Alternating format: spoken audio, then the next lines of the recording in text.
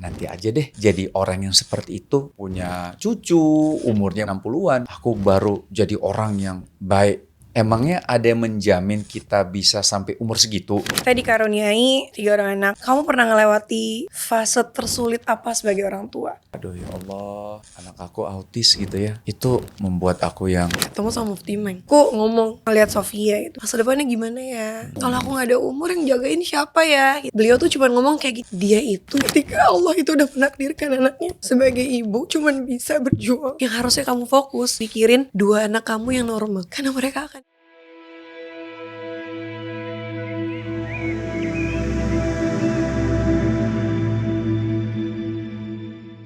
Assalamualaikum warahmatullahi wabarakatuh. Masya Allah, akhirnya aku punya podcast yang baru.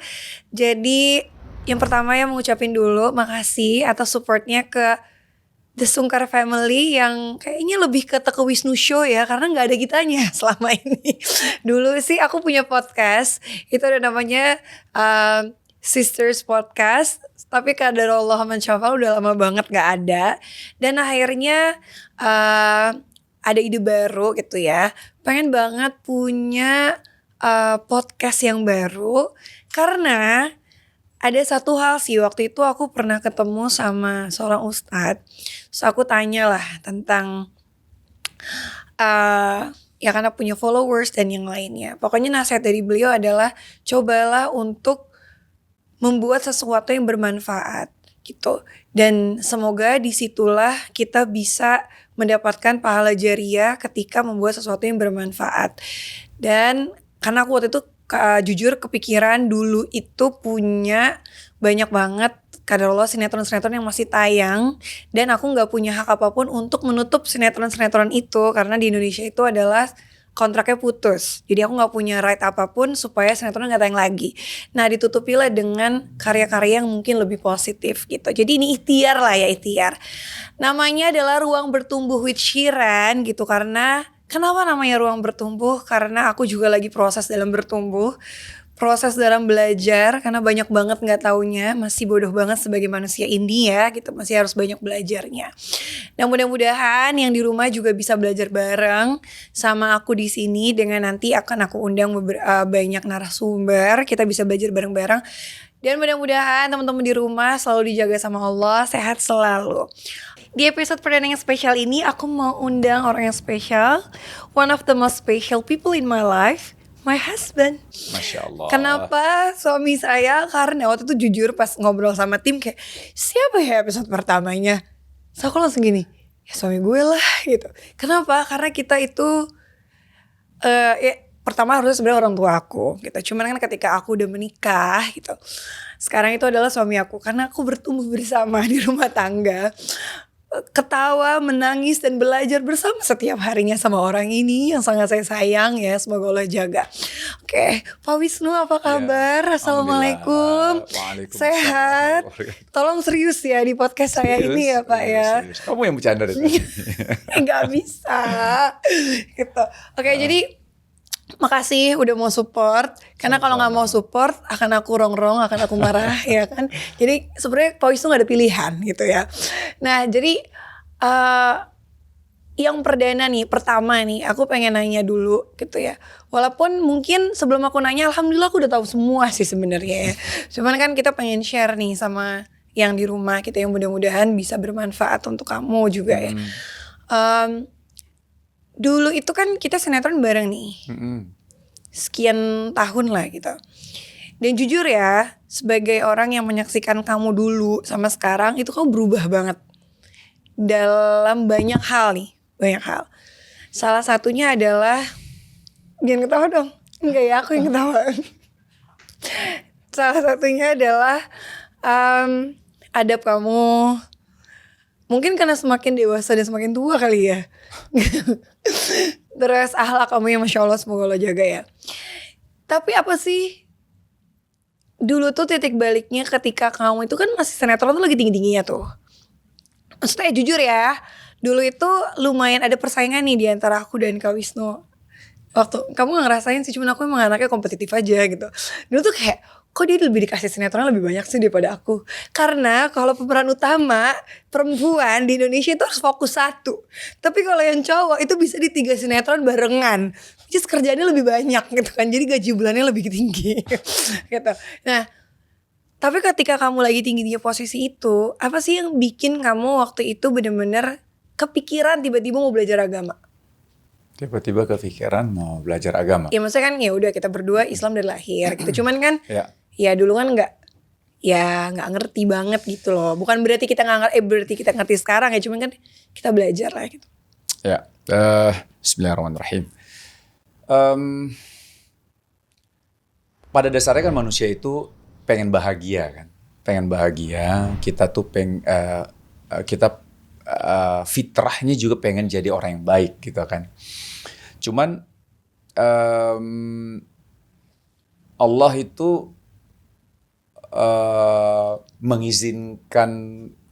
bukan mengizinkan ya, tapi lebih ke poin kita mau nggak menjadi orang baik itu atau enggak gitu. Cuman ya waktu aku masih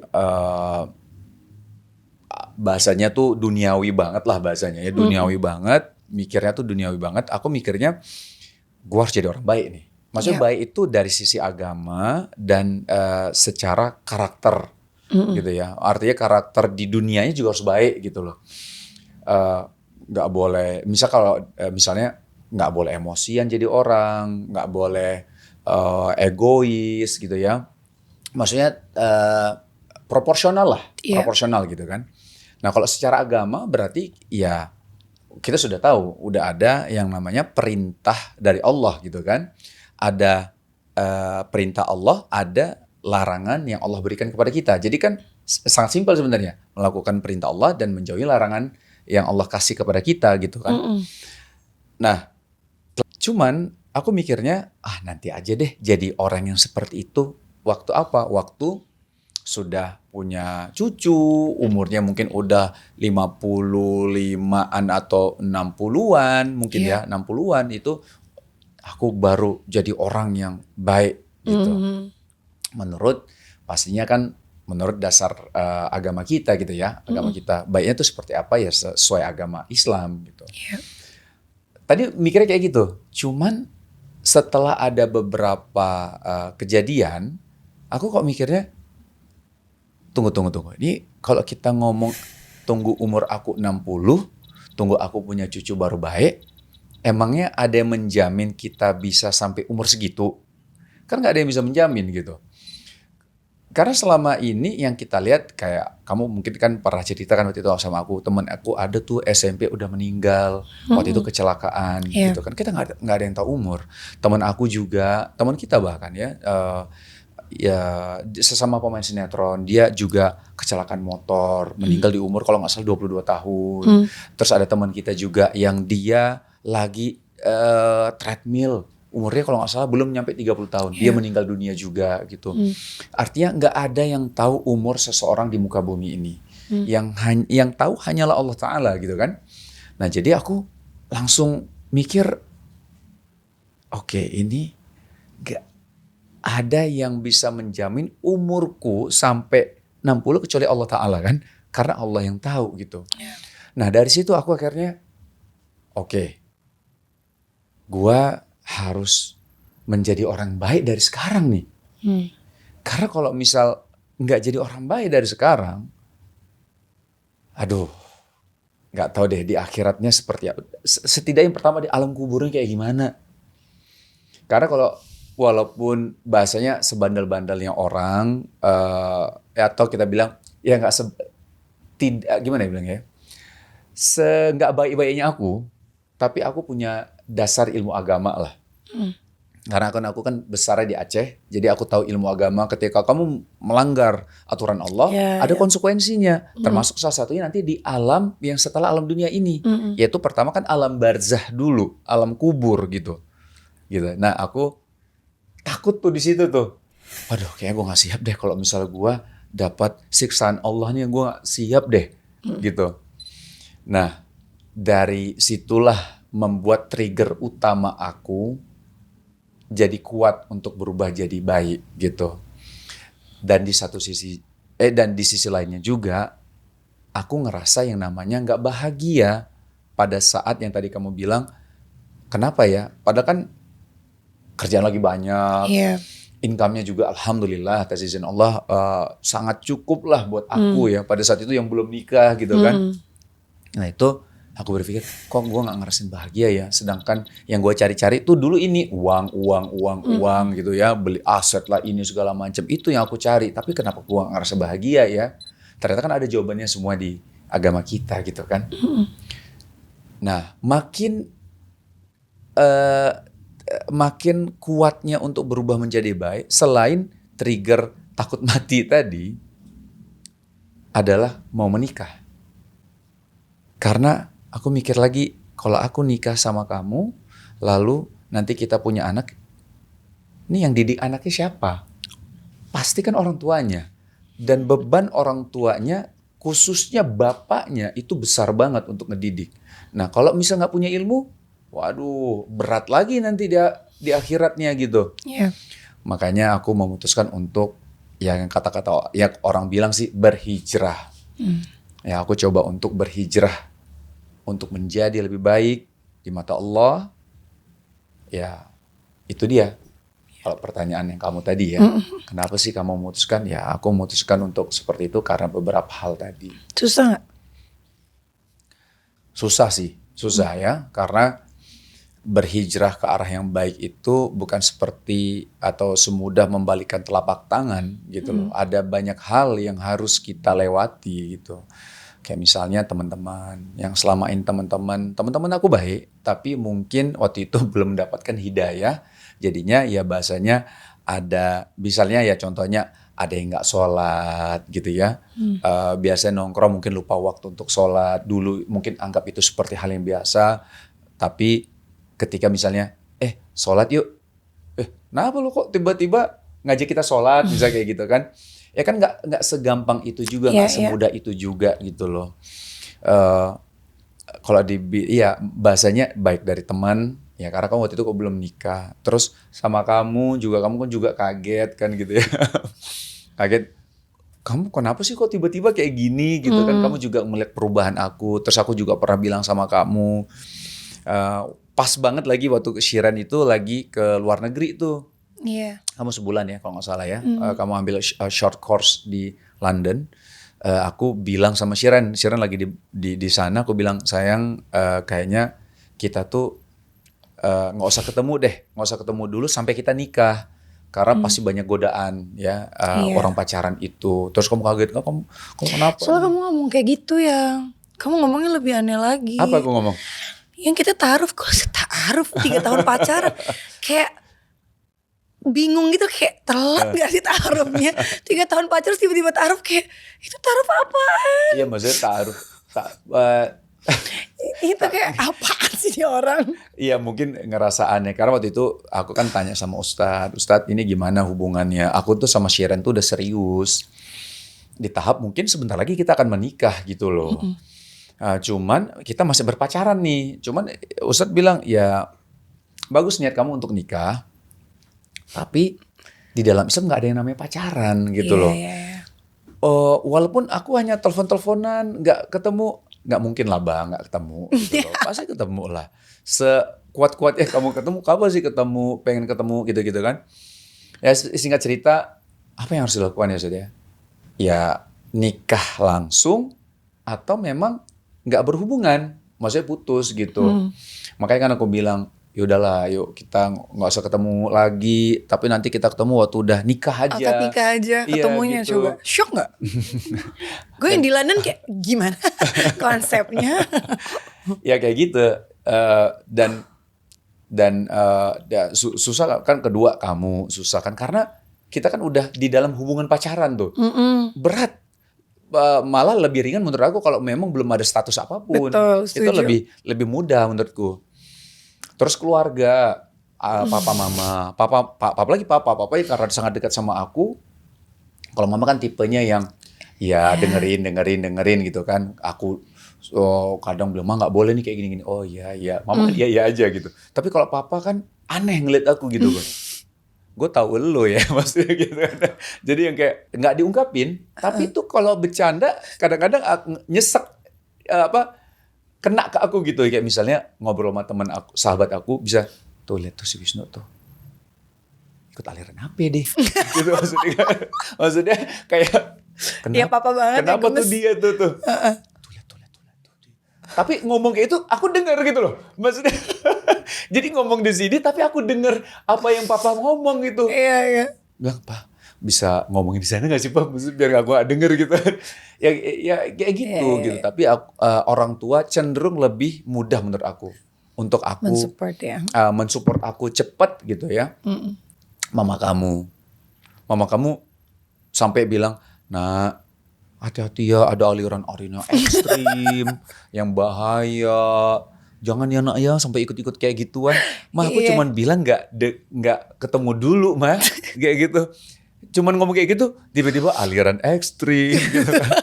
Aku yang taunya ekstrim itu yang dingin mah, kalau yang kita es krim. Ya kayak gitu. Jadi ada tantangan. Apalagi waktu kita udah nikah ya. Kamu kan kaget gitu kan karena proses aku hubungan aku pacaran sama Shiren aja itu lumayan lama ya kita. 2 tahun ya kita, apalagi kan kita kenal sebelumnya tuh tahu karakter masing-masing. Betul. Waktu pacaran juga tahu karakternya seperti apa. Terus waktu nikah aku lebih memperdalam lagi agama kan ya. Iya, pokoknya lebih semakin karena waktu nikah sama Shiren kosong sebulan ya. Sebulan kamu kosong kan? Karena kamu dapet kan? Iya. Kamu dapat mens, habis itu kamu hamil setelah itu kan. Nah waktu hamil aku kan langsung bahagia, tapi di satu sisi deg-degan. Kenapa? Waduh, ini ilmu agama gue udah cukup ya belum ya jadi ayah gitu. Emang anak overthinking. Akhirnya jadinya belajar tentang agamanya lebih dalam lagi gitu loh. Nah di situ kamu makin nih. Gue kayaknya nggak, ingat nggak sih kamu tuh sampai yang bilang, aku nggak nikahin Wisnu yang dulu aku nikahin deh. Apa sih kata-kata kamu? Aku lupa deh. Yang kayak, aku tuh nggak nikahin. Gimana kata-kata lupa aku? Bayangin gini ya. Aku waktu itu 20 tahun, ya kan. Nikah. 21. 21 aku punya anak sayang. Iya 21. Iya. Monas. Kan sebulan. Iya benar. 21. Jadi gini. Kak Wisnu itu ngelamar dari umur 19 kamu 19 tahun. Aku tolak. Umur 20 aku tolak. Nah sebelum lompat ke situ, kenapa kamu pengen cepet-cepet nikah sih waktu itu? Ya biar terus cepet-cepet halal. Gimana ngomong sama akunya? Oh iya enggak, waktu yang umur 21 aku ultimatum kamu. Lebih ke ultimatum coba. Iya, orang mah kalau cewek tuh pengennya gini, dilamar yang indah gitu, di ultimatum say. Iya, maksudnya karena di tahap aku memang udah harus nikah. Aku bahasa itu kalau di dalam agama tuh aku tuh udah di tahapan tuh wajib untuk menikah sayang. Iya. Akunya gitu. Makanya aku bilang, udah aku mikirnya, nih kalau Shiren tolak, ya berarti gua akan nikah sama yang lain. Coba. Jadi, tapi kan aku nggak ngomong kayak gitu, straight to the point nggak. Kalau kamu nggak mau, aku akan nikah sama yang lain. Gitu juga, gitu loh. Tapi kan aku cuma bilang, Shiren, mau nggak kamu nikah sama aku? Tapi kalau kamu nggak mau, aku akan tetap nikah. Nyebelin kan? Iya, maksudnya tahu nggak Kak Dia? Aku akan nikah sama aku akan tetap nikah. Lebih halus kan? Ya Allah. Tapi perasaannya gimana? Emang yakin banget aku terima? Iya deg-degan. Aku juga waktu itu, ya Allah mudah-mudahan diterima gitu kan. Walaupun bahasanya tuh, oh kamu mungkin, kok jadi maksa gitu kan. Tapi di satu sisi aku juga deg-degan. Kalau gue ditolak gue nangis sih gitu kan bahasanya. Ya kayak gitu sih, gitu. Jadi ya sih kalau misalnya kamu bilang tadi perjuangan ya, aku bilang susahnya salah satu. Iya berat. Kamu bilang, kamu dulu nggak kayak gini deh, maksudnya kayak gitu. Kamu ngomong gitu kan? Karena kan kita temenan udah lama tuh. Terus sahabat-sahabatnya aku kenal banget sama sahabat-sahabatnya. Aku inget banget sampai ngelewatin fase-fase nulis di status bareng sama teman-teman sahabat-sahabatnya dia. Aku nggak kenal dia lagi, terus teman-temannya WhatsApp, sabar ya Shiren, sahabat-sahabat dia. Oh ya? Gitu, pokoknya lucu lah itu tuh kan kayak momen-momen yang pernah dilewatin lah gitu. Cuman akhirnya nih, mesti alhamdulillah ya atas izin Allah kita menikah gitu ya. Memang jujur fase terberat buat aku di awal nikah itu karena aku sama Kak Wisnu gak nyambung. Gak nyambung. Bukan nggak nyambung, Enggak, tapi maksudnya lebih bukan, nggak kayak belum nggak satu visi. Ya. Kayak nggak satu visi. Karena kan kalau dulu nyambung banget, terus pas nikah itu Kak Wisnunya itu udah ngaji banget, sedangkan aku tuh kayak belum mau gitu kan. Dan itu tuh berat menurut aku, karena kayak lingkungannya udah beda. Terus pada saat itu aku berpikirnya kayak, aduh aku gak fun lagi pada saat itu dengan segala larangannya banyak bodohan aku ya gitu. Aku udah harus pakai jilbab gitu kan. Kesini nggak boleh karena melanggar ini, misal kayak gitu. Iya. Ya, jadi kesannya jadi nggak fun gitu kan. Benar. Tapi kan gini Bi, maksudnya ini tips juga ya, ketika misalnya nikah beda visi misi seperti itu. Aku ingat banget kan ada fase yang aku lewatin. Aku tuh shock banget sama perubahan kamu waktu itu. Karena waktu awal biasa lah, orang kalau misalnya baru banget belajar itu pasti ngelewatin fase yang keras banget. Keras, kayaknya ngerasa dirinya paling benar, yang lain itu salah. Dan alhamdulillah ya Allah itu sudah terlewati gitu. Iya, capek banget. Itu capek banget gitu. Yang ada itu ribut mulu, dan itu tuh kayak, ini dari aku ya, maksudnya kayak jangan kaget lah sama orang-orang yang mungkin ngelewatin fase seperti itu kan lewat kok. Semakin dia belajar, semakin dia akan merunduk dan semakin ngerasa dirinya itu yang kurang gitu, dan gak mau ngejudge orang lain gitu. Dulu juga aku pernah ngerasain hal yang sama lah, ngadepin Kak Wisnu kayak gitu. Tapi pas ngelewatin fase itu, dan pada saat itu aku belum mau pakai kerudung, apa sih maksudnya yang pernah kamu dinasihatin sama Ustadz untuk ngadepin yang beda visi misi? Akhirnya aku atas izin Allah mau ngaji bareng-bareng sama kamu. Ya, memang berat ketika beda visi ya, beda tujuan tuh, beda visi. Karena kamu pakai visi yang ini, aku pakai visi yang ini. Oh, itu PC ya, nggak lucu dah. Kita lanjut ya. Jadi beda. Ketawa dulu boleh gak sih? Astagfirullahaladzim. Tapi dia udah sebelum ngaji dia gak lawak loh, Say. Aku jadi ngelawak tapi aku yang lucu sendiri ya. Terus. Gak ada yang lucu ya. Sabar ya senyum. Minum dulu. Gak ada kosong. Jadi waktu itu nasihat Ustadz bilang sama aku kayak gini. Singkat sih. Ustadz, aduh aku harus nasihatin istri Ana nih gini kok nggak bisa ya gitu. Jadi dan ya cenderung bahasanya seperti memaksa untuk ayo ikutin. Kamu tuh bukan ikutin aku loh sebenarnya, ini ikutin perintah Allah. Aku hanya wasilah untuk menyampaikan loh ini gitu kan. Lalu Ustadz menyampaikan hal yang sangat menarik menurutku ya. Ustadz bilang kayak gini, antum berapa lama ya hijrah bang gitu? Berapa ya gitu, mungkin paling cepat sih kayaknya setahun ya, itu paling cepat, mungkin bisa lebih dari itu gitu. Lalu Ustadz bilang, nah itu aja butuh waktu kan, butuh waktu, maksudnya butuh waktu setahun untuk antum berubah. Masa antum mengharapkan antum baru nikah sebulan lalu istri antum langsung berubah? Nggak boleh kayak gitulah gitu. Nah jadi butuh waktu untuk berubah gitu. Masa antum mengharapkan istri antum baru nikah langsung berubah sesuai dengan keinginan antum yang antum baca di atau nasihat dari ustadz yang antum dengar gitu. Ya nggak segampang itu gitu. Antum ya nggak ngomong nggak kayak aku juga sih. Ustadznya lebih tenang ngomongnya. Lebih tenang ngomongnya gitu. Jadi gara-gara beliau bilang ya kasih waktu lah bang gitu. Antum harus sabar, pendekatannya harus lebih baik. Jangan ini nggak boleh, itu nggak boleh, yang kamu harus jalanin ini, nggak boleh kayak gitu. Pelan-pelan aja. Antum butuh waktu, istri antum juga butuh waktu gitu. Apalagi waktu itu kan antum berubah karena keinginan antum. Nah ini istri mungkin belum mau berubah ke arah situ. Antum coba untuk ubah, wah bisa bentrok terus antum. Dan aku merasakan itu ya, waktu itu kita sempat yang fase yang berantem terus. Bukan hanya berantem terus, kayak nggak nyambung jadinya. Kayak nggak nyambung. Shiren mau ke sini, aku mau ke sini. Terus itu kayak posisi, aku ingat tuh Shiren tuh di posisi yang kayak dia kayak sedih dan ada rasa kecewa gitu nggak sih? Yang kayak, aduh, tapi nggak diungkapin ya. Cuman aku sampai yang bentar nih. Kayak gue perlu ngelakuin sesuatu deh. Akhirnya aku tuh coba melunak lah pada saat, bukan melunak sih, aku coba untuk dengan tahapan, Shira ini kan demen atau suka traveling. Ingat gak, aku tiba-tiba datang, sayang, kamu mau kemana? Gitu. Jalan-jalan yuk kita yuk. Kamu mau kemana? Sedangkan aku tuh nggak hobi sama sekali, traveling tuh nggak hobi aku. Aku sempat mau ngikutin Shiren deh. Tapi yang dengan, pasti ada pagar-pagarnya gitu.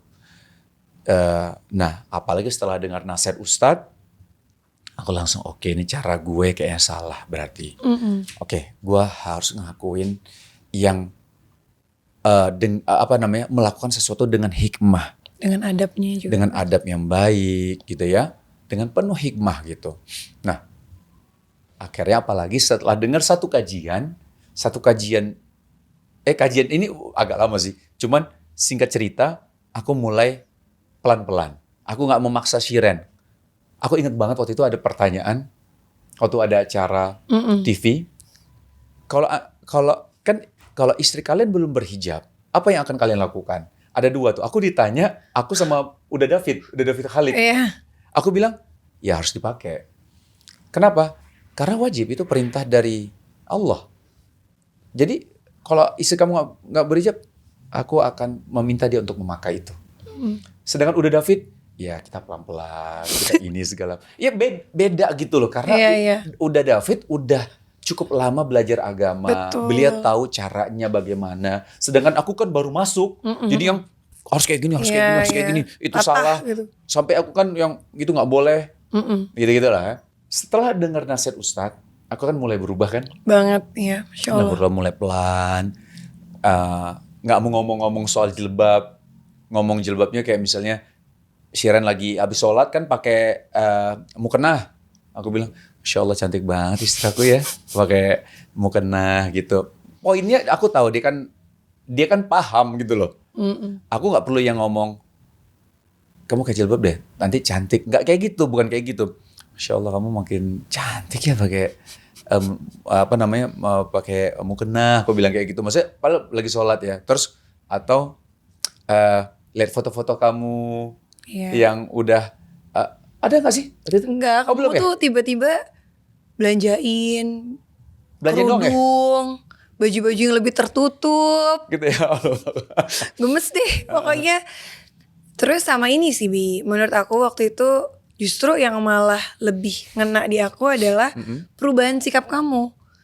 Karena ngelunak banget karena jadinya. ketika orangnya ngomong seolah-olah dia ngerti agama tapi dia tidak bisa mempresentasikan ke kita agamanya gitu. Maksudnya kayak kita kan maksudnya gini, sebagai seorang muslim itu kan kita brand ambassador di agamanya kita nih.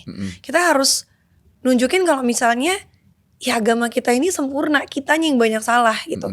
Tapi ketika kamunya keras, terus gimana ya, adabnya kurang baik dulu misalnya gitu ya, kaku dan yang lainnya, aku gak tertarik untuk pengajian sama sekali.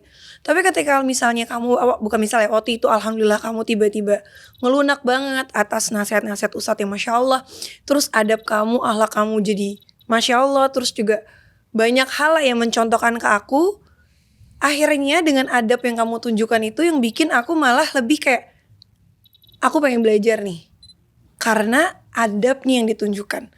Itu titik yang selalu aku percaya saat ini. Makanya aku selalu bilang, kita gak usah ngejudge orang lain deh. Tunjukin aja adab kamu baik kalau emang udah belajar gitu. Jadi jangan sampai mencontohkan sesuatu yang malah yang salah. Akhirnya orang jadi takut pengajian gitu. Itu sih kalau waktu itu ya yang aku dapat dari kamu gitu. Nah, alhamdulillah kan kita nikah nih gitu. Dan alhamdulillah kita dikaruniai 3 orang anak, Adam, Hawa, Sofia gitu.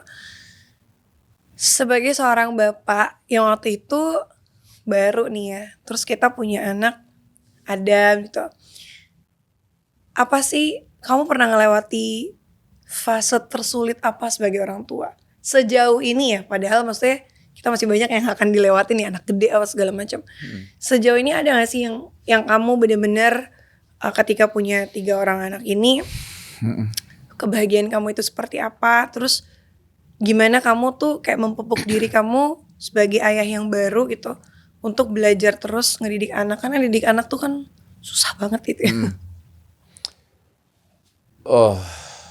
bahagianya Masya Allah. Kamu tahu lah waktu Shiren dapet tuh, abis ya kita setelah selesai nikah, Shiren dapet, aku tuh langsung overthinking gitu langsung. Duh, Shiren belum hamil ya? Astaga, baru sebulan. Padahal baru sebulan ya, Bang. Jadi kayak, ya Allah, aku dosa apa ya Allah gitu. Sampai kayak gitu, bener-bener kayak baper gitu. Aduh, aku dosanya banyak kali ya, makanya Allah gak mau kasih aku anak gitu. Jadi udah mikirnya kemana-mana gitu. Bener-bener yang kayak, yang bahasanya orang bilang, lu santai aja apa Nu gitu. Santai aja kali gitu kan. Cuman aku yang kayak baper yang, aduh aku kayak banyak dosa ya. Banyak dosa nih aku nih, makanya Allah belum kasih aku anak. Tapi baru nikah dia dapat langsung mikir ke situ gitu. Dan waktu dia bilang hamil, buset, Masya Allah, tabarakallah, aku senangnya luar biasa. Ya Allah beneran ya, Masya Allah, sujud syukur, senang loh, pokoknya senang banget aku. Awalnya bete kan, aku bangun siang mulu. Iya. Bangun siang, karena kan dia anaknya teratur. Bangun pagi, udah tahu mau ngapain. Sedangkan aku waktu awal hamil aku nggak tahu, aku bangunnya siang terus, kayak nggak mau ngapa-ngapain. Dia bete banget, mukanya udah asem banget, kayak bete banget lah pokoknya. Terus aku tespek kan, terus aku cuma gini dong, dia lagi bete, aku hamil, langsung baik. Supaya gak diomelin, dia bete banget, gue gak bangun-bangun sampai siang. Ya gitulah, bahagia banget. Ada beberapa fase ketika hamilnya Adam ya. Itu tiba-tiba, bukan tiba-tiba ya, waktu kamu umur berapa tuh 7 pendarahan. bulan. Oh. Bukan, pendarahan hebat loh. Sebulan. Itu benar-benar darah di kamar, pendarahan. Aku langsung, yang, aku nggak benar-benar yang ngeliat itu aja langsung keduduk langsung kayak gini. Ya Allah, keguguran ya. Itu benar-benar aku shock. Bleeding banget. Oh dia bleeding tuh, yang gimana? Aku juga nggak tahu nih mau gimana ya gitu. Aku benar-benar yang shock banget gitu yang. Akhirnya kita ke rumah sakit langsung ya. Ke rumah sakit. Rumah sakit aku tuh udah yang kayak sedih banget yang ya Allah ini baru kayak gini ya Allah gitu, sedih banget sampai di sana. Enggak, ini nggak apa-apa. Alhamdulillah ya Allah. Ya ternyata aku plasentanya di bawah. Jadinya gampang ini ya. Gampang pendarahan. Jadi fase itu akhirnya aku berhenti kuliah. Semester 5. Terus pokoknya aku harus bed rest total di kasur sebulan. Cuman boleh ke toilet karena aku gerak berdarah. Iya. Kan hamil Adam tuh susah banget sih emang aku. Iya, dan itu ya, abis itu 7 bulan. 7 bulan tiba-tiba Sharon demam tinggi. Wah ini kenapa nih? Terus ke dokter. Habis ke dokter dibilang usus buntu ya? Iya. Usus buntu. Harus operasi. Dok, ini 7 bulan loh. Iya harus operasi. Kalau enggak nanti bahaya buat ibu dan anak. Allahu Akbar. Aku langsung, ya Allah. Sedih banget. Itu berat banget. Udah 7 bulan tuh. Alhamdulillah atas izin Allah lancar semua. Alhamdulillah. Ingat gak waktu Adam lahir? Oh ya, waktu persalinan. Sharon pengen banget normal kan. Ternyata pembukaannya 28 jam. 28 jam ya sayang ya. Nggak susah banget. Udah susah banget akhirnya harus apa namanya? Induksi. 3 kali. Induksi pertama. Wah belum begitu berpengaruh. Induksi kedua belum berpengaruh. Dan kata dokter induksi itu sakit banget. Sakitnya luar biasa itu. Aku sampai bilang yang udahlah. Gak usah dipaksain hamil normal. Kamu tuh udah mencoba induksi pertama, induksi kedua. Aku mau coba lagi induksi ketiga. Ya Allah aku ngeliatnya udah aduh. Kasian banget nih bilang yang udahlah ini aja sesar aja aku bilang gitu. Akhirnya ya udah waktu induksi ketiga cepet ya induksi ketiga ya. Jadi itu aku salah satu pelajaran besar dalam hidup aku, the power of doa sih. Di saat manusia itu udah di titik benar-benar udah nggak tahu mau ngapain. Ya ikhtiarnya udah mana-mana ya. Itu aku ingat banget waktu itu aku stuck di pembukaan 4. Kalau rasa udah nggak tahu lah kayak gimana, sakitnya udah mau mati banget sih yang. Terus pas induksi terakhir dokter cuma bilang gini, ini sakit banget ya mbak gitu. Aku bilang dari tadi juga udah sakit dok gitu. Terus aku tanya sama bidannya, mbak kalau misalnya induksi ini kan aku berarti masih ada 5 pembukaan lagi. supaya lengkap. Itu berapa jam ya? Ya biasanya per pembukaan mungkin sejam, kondisi kayak gini. Berarti aku harus tahan sakit 5 jam lagi. Ini udah mau 28 jam loh aku kayak gini gitu. Di situ aku bener-bener, aku inget banget kamu berangkat sholat asar ke musola bawah. Aku doa sama Allah bener-bener gini. Ya Allah yang maha besar, saya udah gak kuat. Saya udah gak kuat, ini udah titik maksimal aku. Yang aku rasain sebagai manusia, aku udah gak kuat lagi, ini sakit banget. Aku minta tolong banget ya Allah dengan segala kebesaranmu supaya persalinan aku segera. Yang 10 menit setelah itu ketuban aku pecah, kamu dipanggil sama suster, aku udah gak ngerasain pembukaan yang lain, tiba-tiba aku pembukaan lengkap. 10 menit habis diinduksi, terus aku doa, itu cepet banget. Di situ aku selalu belajar gini kayak, iya rencana manusia itu kan cuma bisa berencana dan punya ilmu, tapi selebihnya itu kan Allah yang menentukan, dan takdir Allah itu gak akan pernah salah. Karena dari situ aku belajar banget the power of doa. Kita tuh gak boleh ngeremehin doa. Iyalah. Sama Allah, apalagi di titik-titik kritis kayak gitu. Dan menurut aku badan aku udah gak sanggup lagi, karena kayak udah diginiin aja tuh udah kebas semua gitu loh, 28 jam nahan sakit kan gitu. Dan alhamdulillah abis itu ya melahirkan gitu. Alhamdulillah bayi keluar, sakitnya hilang. Ya, Masya Allah ya. Masya Allah itu luar biasa banget. Belum lagi waktu ada marsunat gitu sih. Aku langsung, ya Allah anak gue masih kecil. Aku nangis gitu kan. Aduh masih kecil suruh sunat gitu. Padahal sunnah ya Sang ya? Enggak, jadi karena waktu itu dia ada fimiosis. Iya, jadi maaf kalau salah ngomongnya, pokoknya ujungnya itu kan ada sempit. Kayak sempit menutup gitu ya. Jadi dia setiap malam, Adam itu bukan demam, setiap malam itu nangis. Nangis banget, walaupun udah nyusu udah segala nangis, ternyata pipisnya susah. Jadi harusnya pas 21 hari disunat. Itu Kak Wisnu di pojok, kayak anak tuh kenapa gitu, nangis di pojok. Anaknya kan cuma sunat. Kayak aduh, sunat ya, aku aja disunat kelas berapa. Sedih banget gitu sampai ya Allah gitu. Drama banget deh waktu itu. Iya, drama banget ya. Ya alhamdulillah lah, semua lancar semuanya ya. Intinya sih bahagia banget punya anak. Kalau anak kita kedua itu ya, Hawa, itu juga Masya Allah tabarakallah, aku cepet bahagia banget ya. Anak kedua nih, memang anak laki sama anak perempuan tuh beda ya. Anak laki itu kan ya main segala macam. Kalau Hawa tuh so sweet banget deh pokoknya, sangat gitu. Aku ingat banget pernah tidur sama Hawa, dia umur berapa ya? Umur 3 tahun apa berapa? 2 tahun ya? Jadi tidur di kamar Hawa, aku temenin dia, aku ketiduran juga. Pagi-pagi dia, aku bangun, dia udah bangun, dia meluk aku kayak gini, meluk sambil ngeliat aku senyum gitu. Ya Allah, kayak gini punya anak cewek ya? Gitu. Dia senyum sama aku gitu. Aku yang, aduh, kok perasaan gue gini sih, kayak ya Allah gue punya anak cewek gitu. Ya pokoknya so sweet banget deh Hawa ya. Terus Desya ya, Jud Sofia Meka Al-Fatih, ini yang anak kita yang ketiga juga.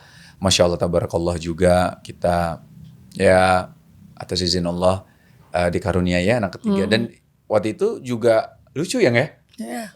Cepet banget persalinannya. Kita sempat bahasanya tuh abis anak kedua tuh coba untuk bukan program KB. Apa sih? KB ya? Iya. Tapi nggak KB loh kamu? Bukan KB kan ya? KB jenisnya banyak, KB itu termasuk KB.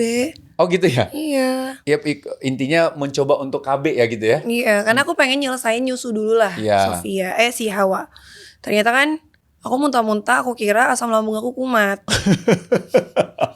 Asam lambung kumat, terus cek ke dokter. Aku ke dokter, hamil mbak. Wah, aku nangis banget karena bukan nangis gak mau punya anak, nangisnya tuh shock karena badannya masih capek. Iya. Gitu kan. So aku telepon Kak Wisnu, Bi, aku hamil lagi. Nggak, kamu nggak telepon. Aku nemenin kamu. Enggak. Aku nemenin kamu di rumah sakit sayang. Aku nemenin kamu di rumah sakit. Lupa. Makanya waktu bilang hamil. Lupa. Ya Allah, aku bilang. Enggak, aku ingat jawaban kamu. Kamu kenapa sih nangis? Kan ada suaminya. Iya juga sih, tapi kan belum siap badannya. Kita bukan gak mau punya anak lagi, cuman kayak badannya itu masih capek. Karena kan Adam, Hawa tuh kayak belum nafas gitu loh. Terus kayak itulah manusia berencana untuk mempunyai anak dulu. Allah kasih gitu. Jadi kayak Ya udah, rencana selalu milik Allah. Rencana itu manusia bisa, tapi takdir selalu milik Allah gitu. Gitu lah. Intinya sih bahagia. Alhamdulillah Allah kasih kita 3 anak. Alhamdulillah. Eh, Ya terus kalau bisa pertanyaan kamu tadi yang awal ya, apa sih yang eh, ada nggak hal-hal yang mungkin tantangan ya lah, Ya. tantangan yang Allah beri, tantangan yang terjadi ketika membesarkan anak. Ya diantaranya ya sekali lagi alhamdulillah aku punya 3 anak yang luar biasa lah. Itu memberikan kesenangan yang luar biasa. Setiap pulang ke rumah tuh kalau ngeliat mereka senyum, meluk aku tuh udah aduh bahagianya banget deh ya.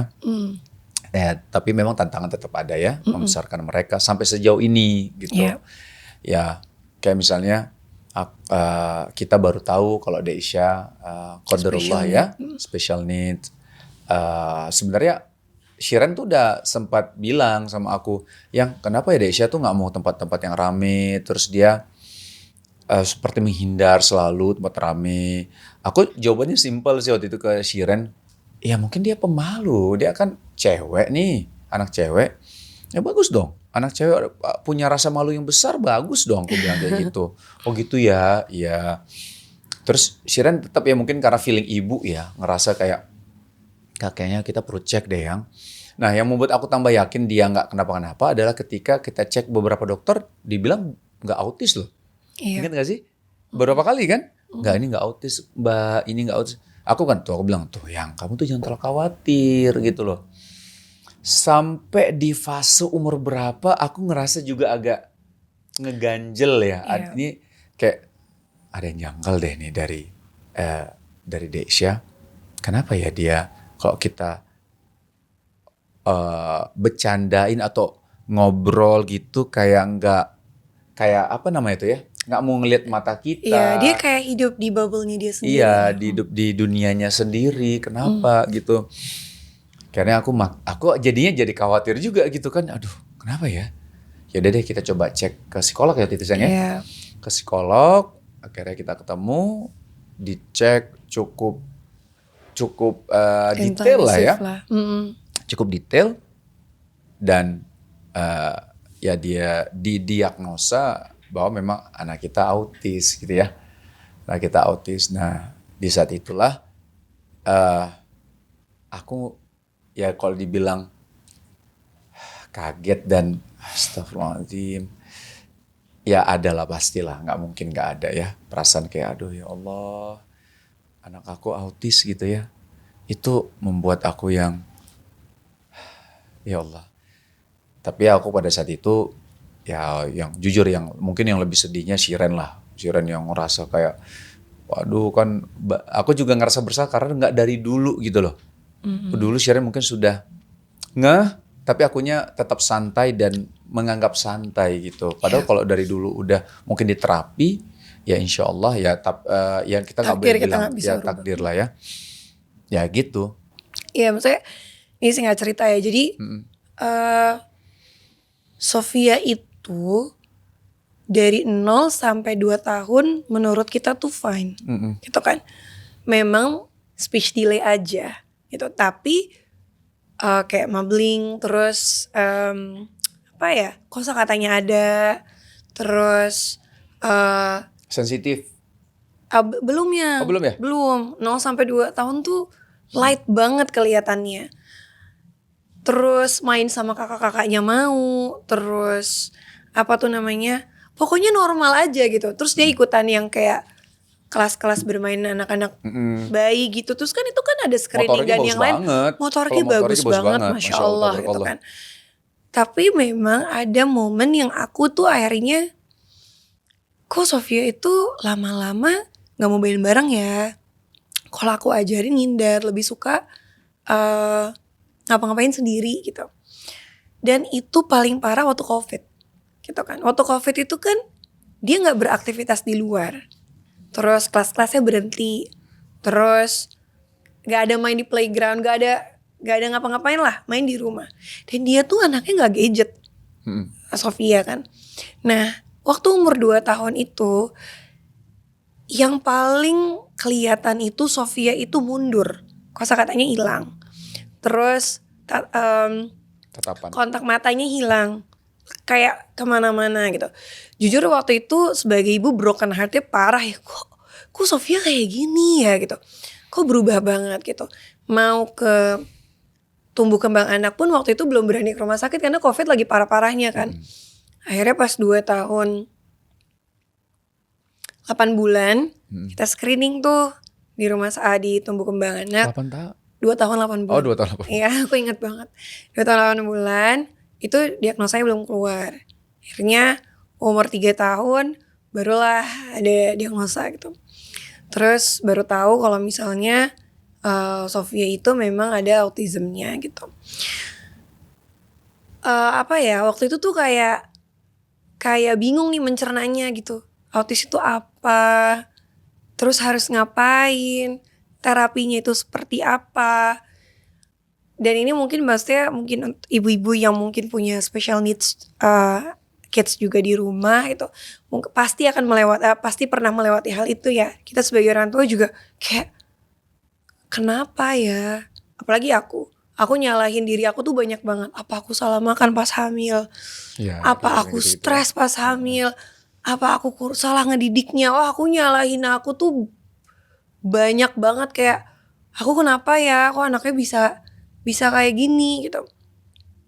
Tapi itulah itu ya manusia ya, maksudnya dengan segala kurang ilmunya tuh malah menyalahkan keadaan daripada bersyukur sama Allah gitu. Dan aku ngerasa di situ pentingnya lingkungan, guru, support system. Karena untuk mengiyakan dan menerima takdir itu kan gak gampang ya gitu. Aku ingat banget yang bikin aku ya selain keluarga, kamu dan yang lainnya kuat gitu ya waktu itu. Karena kan Sofia benar-benar jadi gak ngomong, terus berubah banget lah waktu itu. Aku ngomong sama Ustadz, gimana ya Ustadz supaya saya tuh nerima, saya mau fight gitu kan. Terus gak sedih, gak baper ngelihat anak-anak seumurannya dia tuh udah ngomong, seumurannya dia bisa main, kok anak saya enggak nih, beda nih gitu. Apalagi ketika datang ke sekolah, akhirnya merasakan jadi orang tua murid inklusi segala macam kan. Waktu fase awal tuh kan berat ya gitu kan. Duh, anak aku di sini ya gitu. Itu tuh berat banget waktu itu pada saat itu ya. Tapi Ustadz tuh Masya Allah waktu itu bilang gini, kan jadi sedih. Ustadz tuh bilang, kita tuh manusia itu kan cuma bisa berencana. Allah itu yang menakdirkan. Kamu itu dikasih surga di depan mata. Kenapa kamu harus pusing sama masa depan anak ketika Allah itu udah menakdirkan anaknya? Sebagai ibu cuman bisa berjuang supaya anaknya itu tumbuh. Di luar itu masa depannya seperti apa, kita gak usah pusing dan overthinking, karena itu kotaknya Allah. Dan kalau misalnya anak kamu, nauzubillah min dzalik, la qadarullah, Allah takdirkan belum bisa A, belum bisa B, belum bisa C, kenapa harus pusing? Karena Allah gak akan hisap dia akan itu. Yang harusnya kamu fokus, itu kamu mikirin, yang juga harus kamu fokus mikirin 2 anak kamu yang normal. Karena mereka akan dihisap seperti anak normal.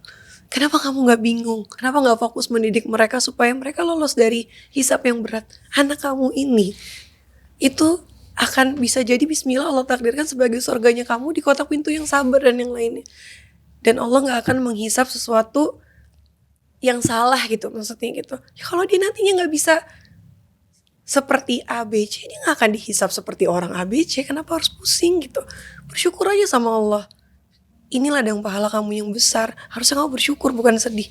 Wah, itu tuh perasaan aku tuh langsung gak karuan gitu. Emang aku tuh kenapa ya aku lebih fokus marah sama kondisi daripada fokus berpikir Allah itu baik loh gitu. Allah itu gak pernah salah nih dalam membuat takdir gitu.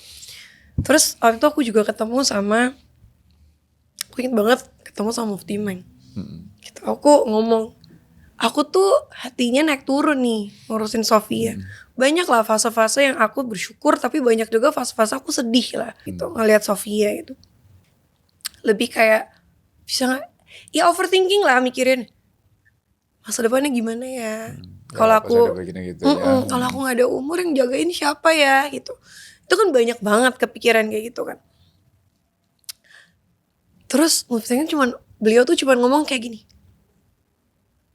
Dia itu janahnya kamu, udah gak usah pusing. Itu tuh bikin aku lebih kayak, ya apa gue yang terlalu overthinking ya gitu loh. Itu tuh kayak, aku tuh kayak, ya Allah tuh ngasih pintu surga nih depan mata itu. Allah tuh baik banget. Allah ngasih pintu surga depan mata. Orang tua kita masih hidup dua-duanya. Mama kamu dikasih sakit lama. Itu pintu surga kamu yang belum Allah tutup. Mama stroke udah lama banget gitu.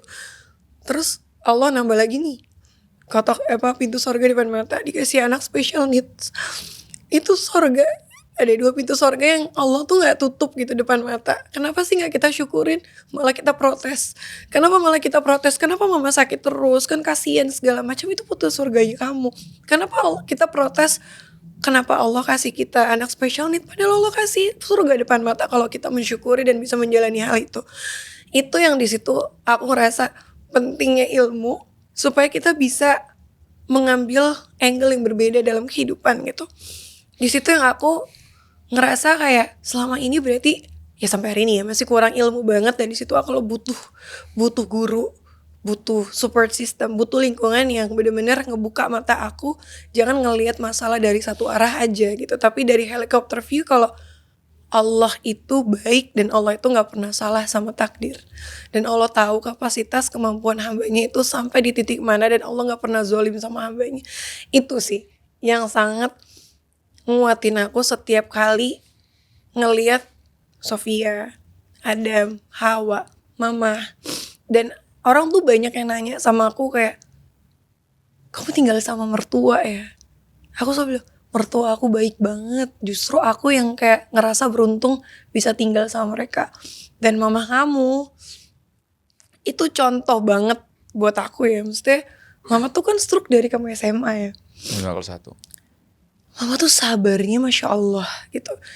Tahun-tahun. Stroke Puluhan tahun. itu menurut aku penyakit berat banget karena bikin orang itu gak berdaya dan tergantung sama manusia lainnya untuk ngebantu. Dan itu kan mental banget gitu. Terus mama itu kan kalau dulu kita traveling bareng, mama pergi, Inu tuh gendong gitu kan. Mau makan di restoran Inu tuh gendong. Di situ yang aku mikir kayak, Insya Allah ya Allah tuh ngasih pintu surga nih lewat mama gitu ya. Inu gendong buat makan. Dan itu tuh mama nangis gitu. Aku ingat banget mama nangis. Aku bilang, mama kenapa nangis? Kita salah ya? Enggak, mama tuh capek ngerepotin orang hidupnya gitu. Itu tuh beratnya kena stroke. Karena mama itu wanita yang sangat mandiri waktu mudanya.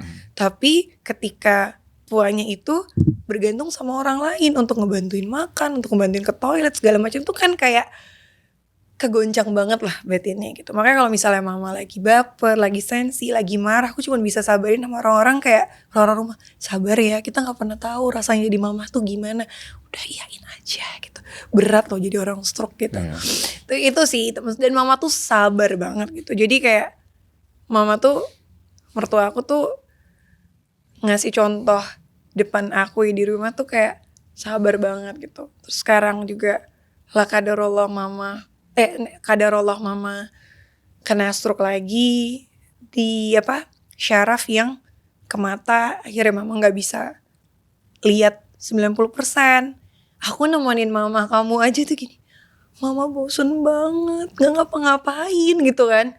Saya mama tuh sabar banget gitu, kayak ya udahlah nak gitu. Terus pengennya cuma diceritain gitu, udah gak bisa ngaji, udah gak bisa nonton, gak bisa segala macam. Itu tuh kayak belajar lagi kan gitu. Itu masih punya mata, masih 100% bisa lihat, tapi masih males ngapa-ngapain gitu. Jadi kayak ya banyak hal lah dalam hidup ini yang kita tuh harus ganti mindset kita, cara penglihatan kita terhadap masalah yang pastinya kita butuh guru. Kita butuh lingkungan, kita butuh support system sih gitu. Kenapa jadi aku yang curhat? Bintang tamunya kan habis dong. Ya bagus sih kalau bisa berpikir seperti itu, karena kita ya kan makanya kita butuh ilmu, lingkungan, guru gitu ya, itu penting banget ya. Mungkin kita lingkungan ada, ilmunya mungkin kita lagi belajar, tapi gurunya nggak ada nih yang sayang juga gitu loh. Contohnya kayak misalnya Shiren curhat atau ada yang mau disampaikan. Kalau kita selama ini mungkin kita kan belajar juga kan, belajar ada anak special need. Ya kalau kita bersabar Allah akan memberikan pahala buat kita. Tapi karena kita menjalaninya terkadang jadi kayak tertutup aja gitu loh. Iya. Nah mungkin ya blind spot kita ini dibuka. Bahwasanya dibuka itu artinya blind spot kita ini dikasih lihat sama guru kita. Kok kamu ini sih? Coba deh kamu berpikir dari cara pandang bahwa ini adalah surgamu gitu loh. Iya. Ya gitulah ya, Masya Allah ya. Masya Allah tabarakallah, artinya ya kita harus banyak mengambil hikmah sebenarnya dari tiap kejadian. Walaupun ketika eksekusi susah juga sih, nggak segampang Berat itu lah. sih. Sampai hari ini masih sering nangis ngeliat anak. Iya gitu ya. Masih sering baper. Ya, kayak gitu kadang-kadang. Ya Allah gitu ya. Padahal udah dikasih tahu itu surgamu, kayak mama gitu kan. Itu padahal surga kita gitu ya. Tapi kadang-kadang waktu action tuh ada aja yang aduh, kenapa nih mama nih? Kenapa nih mama nih? Kayak gitu. Ada-ada aja sih. Manusia, Ada-ada. Iya gitu. tempatnya salah. Tapi ya balik lagi sih, cara pandang ya, cara Iya. pandang kita harus bisa mengambil atau melihat secara hikmah lah, insya Allah. Iya, Mudah-mudahan Allah tolong kita lah terkait hal-hal seperti ini. gitu. Amin. Ya Masya Allah, terima kasih. Semoga podcast ini bermanfaat. Pokoknya untuk Amin. di luar sana yang misalnya lagi merawat orang tua yang sakit, terus punya keluarga yang special needs, menjadi orang tua yang special needs, Allah pilih itu. Semangat, tahu berat, dan yang lebih berat dari kita banyak banget gitu. Yalah, banyak Maksudnya banget. kayak nggak gampang. Dan kalau aku yang lemah ini, aku masih dibantuin banyak banget orang. Ada itu masih banyak yang jagain. Ada asisten aku Yana, dia udah 15 tahun lebih kerja sama aku, sekarang ngurusin Sofia banget dan nempel banget Sofia sama dia. Dan aku nggak tahu gimana caranya kalau semuanya aku yang sendiri ngurusin, karena aku tetap harus ngajarin sekolahnya Adam, Hawa gitu, terus nganterin terapi Sofia. Jadi Yana bantuin aku banget. Mertua aku, orang tua aku pastinya, mama sama papa aku tuh juga support akunya tuh luar biasa. Kia, terus ya Kak Wisnu ya pastinya, terus Kak Irwan, dan semuanya lah. Support system aku tuh banyak banget gitu. Teman-teman aku, sahabat-sahabat aku, guru aku gitu, yang ya Masya Allah, tabarakallah lah gitu. Jadi semangat, walaupun berat, tapi aku yakin banget Allah itu gak akan pernah salah menakdirkan sesuatu gitu. Dan nanti pasti akan indah lah pada waktunya gitu. Amin. Insya Allah, semangat. Barakallahu fiik. Mohon maaf kalau ada salah-salah atau menggurui, tolong dikoreksi kalau gue salah. Mudah-mudahan podcast ini bisa jadi bermanfaat. Coba di komen kira-kira next episode-nya ngundang siapa gitu ya. Ditebak. Jazakallah khairan Bi. Barakallahu fiik ya. Assalamualaikum warahmatullahi wabarakatuh. Assalamualaikum warahmatullahi wabarakatuh.